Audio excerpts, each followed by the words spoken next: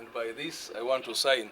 Arikurra amarindiro genyamishwa omukisongole kya Uganda Wildlife Authority ahigira Abebembezi okutembarira zo kurinda eby'obuhangwa omuza budget zaabo obwabire natongoza ehururu erikuza kukwera abo mu districts 3 eziherire amarindiro genyamishwa nka Queen Elizabeth National Park, Wind Impenetrable National Park hamwe na Mugahinga National Park.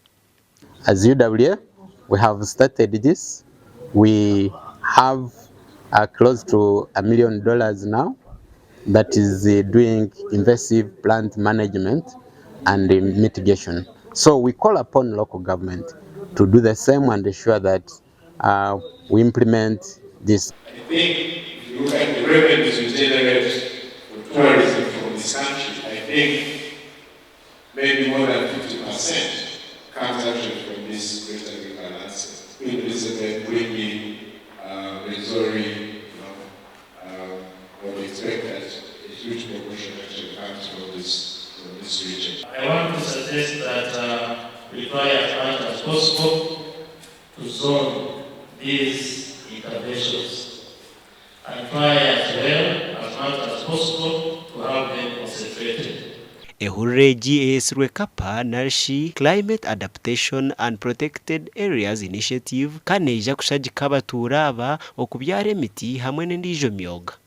I want to assure you that we are safe, including the civil service organization that work within Kasese and many key actors to join hands together to work as a team to ensure that the guidance given to us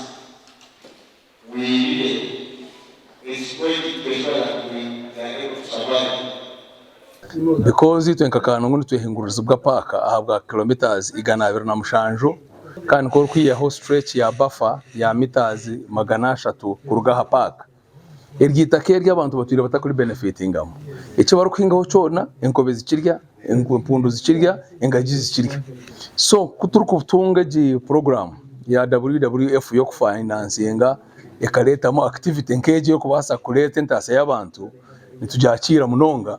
Ivan Tumuhimbise ari kurire kitongole cha Worldwide Fund abwa Uganda ahigira abatura okurwo mu district ya Kasese, Kisoro hamwe na Kanungu okwatanisa nabo okwenda ngu baganyirwe omuhureji ya Climate Adaptation and Protected Areas Initiative. Na WWF na kitongole cha eby'enyamishwa Uganda Wildlife Authority na local governments n'ebitongole byona kurango twarwanisa ibintu ibirasha eby'obuhangwa bitu.